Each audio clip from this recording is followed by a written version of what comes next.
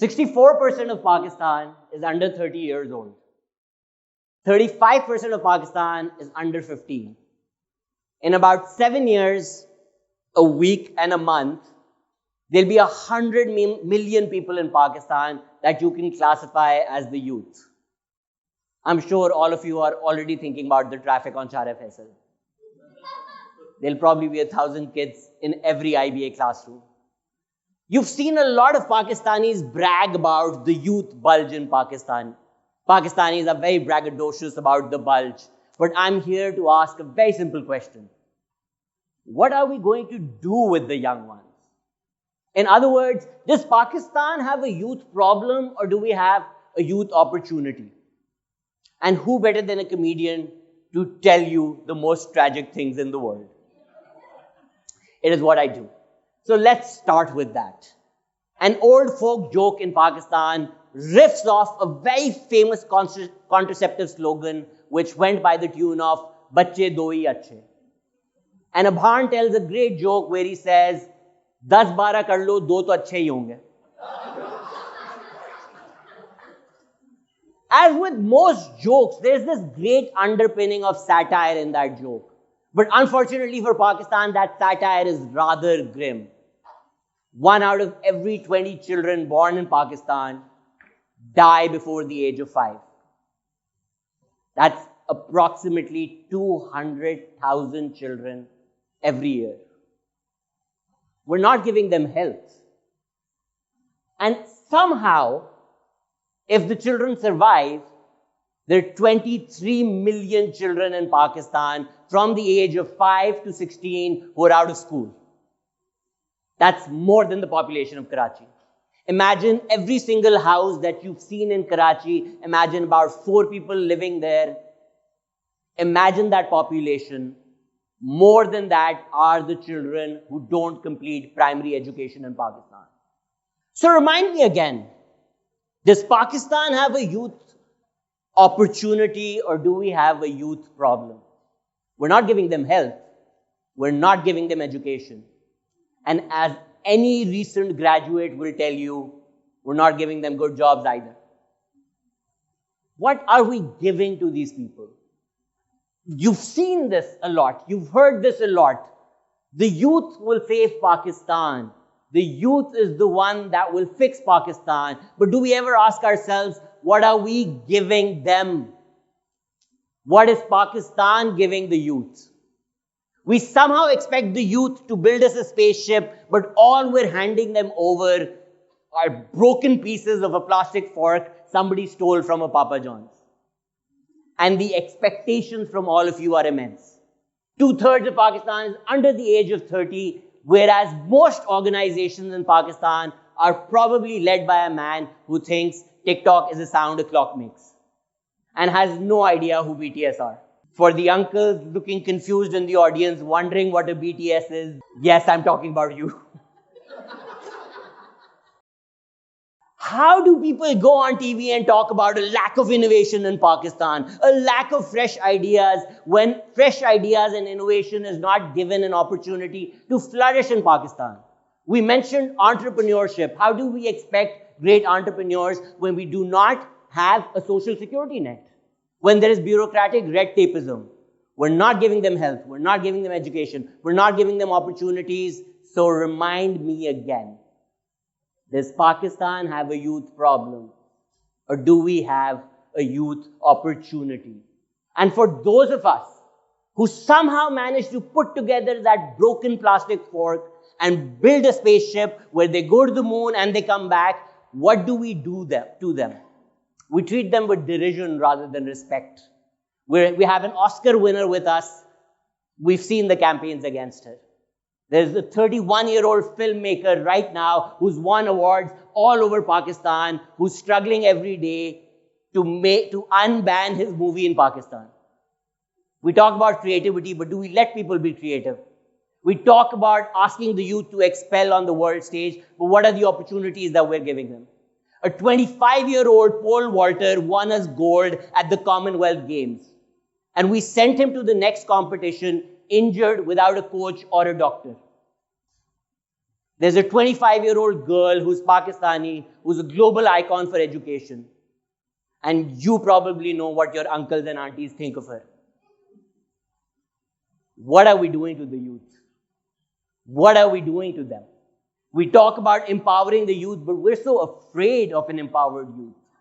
We talk about wanting the youth to be political, but 2 years ago, students who wanted to march had sedition charges against them. Why are we so afraid of the youth? Why?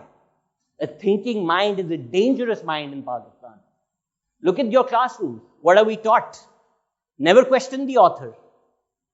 We're not cultivating new ideas. We're not fostering creativity. Would we have discovered gravity if Newton was taught not to question why the apple fell? What if Einstein's teacher was somebody who said, never question the author, never come up with something new? What if Abdus Salam had never wondered about electromagnetic forces interacting with weak nuclear forces? The world might not have discovered the Higgs boson particle. This is the wonder we don't see in our classrooms.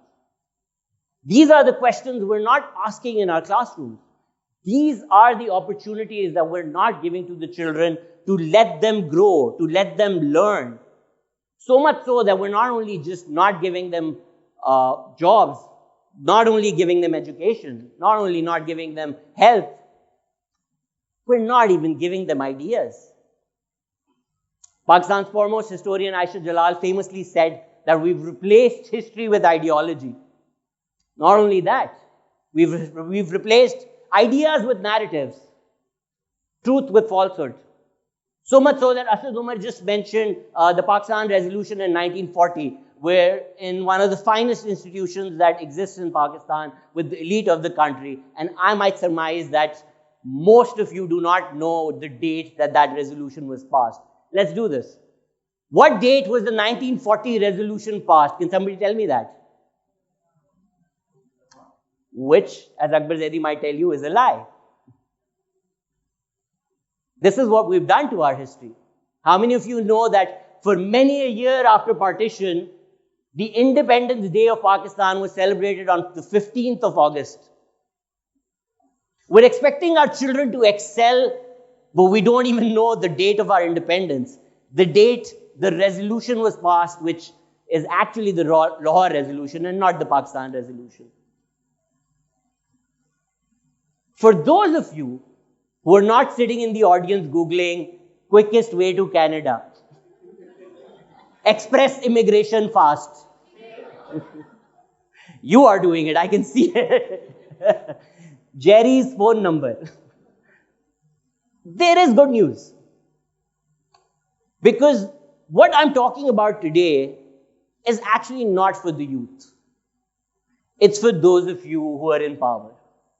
For those of you who are still holding on to certain ideas which may not work in the new world as well as it did in a world gone by. It's time to let go. It's time to foster a new generation which thinks differently than us. They already do. We just need to let them. I asked you a simple question 10 minutes ago. Does Pakistan have a youth problem? Or does Pakistan have a youth opportunity? In my opinion, Pakistan has a youth opportunity. But I'm not blinded by optimism so much so that I think the course that we are already on is the course to Bethlehem. We need a course correction. We need to give the youth the tools to succeed in a new world. And because I want to be very, very precise about this, I have a 10-point agenda, which I will share with you today, on how to turn this youth problem into a youth opportunity. The first of which is priority. As simple as it sounds, we need to start thinking about it. Nobody cared about the floods till the media did not report it. 2/3 of Pakistan was underwater, and we were more concerned about some politics in a small part of the country. Till we don't think about education, till we do not make it our number one priority, nothing is going to happen. There is nothing short of an education emergency in Pakistan. We just need to be clear about it and talk about it as it already exists. Number 2, make it local. Why are we so afraid in Pakistan that everything's so centralized? That all the power needs to rest with one person, with a single entity. Education is a local problem. If you need to ensure that no child stays out of school, somebody sitting in Islamabad will not know the number of children working at the mechanic shop down the road. It's a local problem. Let the local government, the local organizations deal with education. Ensure that there is not a single child who's not in school. And if there is, it's the local organizations who are responsible for that. Bangladesh somehow managed to put 98% of children in school. Learn from them. If we're not going to learn from history, at least learn from people that are a part of it. And that's my third point. Learn from history. We're not teaching it to you, so it's not your fault. But we need to. There is not a great likelihood that we'll see another Nazi regime in Germany. That's because every single child in Germany is taught about Hitler. Yet we somehow managed to make a t-shirt store out of his name, which is a few blocks away that side. If you're not going to be taught where you come from, who you are, how are you ever going to learn? How are you ever going to take ownership over this country when you don't even know where this country comes from? Most of you are almost forcibly removed from your education. There are schools in our country which tell you Punjabi is a foul language that should not be spoken in Punjab. Somehow the language of Bulle Shah is a foul language that children should not be taught. They should be taught English because that's how they get good jobs. If you don't know who you are, how will you ever know where you're going? The fourth point, allocate resources to it. It sounds simple, but approximately only 10% of the budget is spent on education. If you're not going to pay teachers, and I know this has been made into a really political issue about ghost schools, but you need the resources. You need great minds. You need people to be interested in being a teacher. For anybody who's ever taught in primary school, and I have, does any child say, I want to grow up to be a teacher? That's not even an opportunity that we're giving to them. We tell people, those who can't do, teach. Yes, there's a lot of notion about how the teacher is like a parent and needs to be respected, but we're not really respecting that profession at all. So without the resources needed to excel, we're not going to get the people we need who will lead Pakistan in the next 75 years. Number 5, the experts that already exist, allow them to do their job. Just in the past couple of years, we saw the chairman of HEC removed. We saw world-renowned PhDs who were forcibly removed from the universities. People who are even trying to do good. We're not letting them. And I'm conscious of the time, so I'm going to run through the final 5 points. Allow the free exchange of ideas. If ideas scare you so much that students are picked up from college without a trace, then maybe we need to rethink where we are as a nation. Allow children to discuss ideas. Don't be afraid of ideas at all. So much so that students in Pakistan are routinely reprimanded and even in certain cases expelled for simply reporting that they've been sexually harassed by teachers. In a scenario like that, do we expect the youth to go and bring about change, to be progressive? If we're not going to make our university and school campuses safe spaces for these children where they can discuss their ideas, how do you expect them to get out of those institutions and make Pakistan into a safe space? Number 7, make education digitally available. EdTech is doing phenomenal work in Pakistan with just some public-private partnerships and some people with a vision. We can make education freely available to a lot of people who may not have great education in a physical proximity to them. Number 8, don't be afraid of the digital. Content creators in Pakistan lost a lot because YouTube was banned in Pakistan for a number of years. We see TikTok being banned and unbanned. If you're going to try and cut off the youth from the rest of the country, you're just destroying their opportunities. Number 9, let go. let them be. And my number 10 will be, let the youth be political. Somehow we confuse politics with partisanship. A teenager abusing somebody on Twitter is not the youth being political. If you want them to develop a political consciousness, teach them about it. Democracy is not just an election. It's how they live their lives every single day. And I'm just going to leave you with this final thought. If there is nothing that you can do, if there is nothing more that you can do, let them be. God knows people of my generation and the generation before us, many of our ideas have not really worked out. Maybe these people have a better idea. Let them be. And for the kids out there, do better, do good, and make Pakistan what it was meant to be. And if you are in charge, please don't organize BTS concerts all over the country. We don't know who BTS is. Thank you, everybody.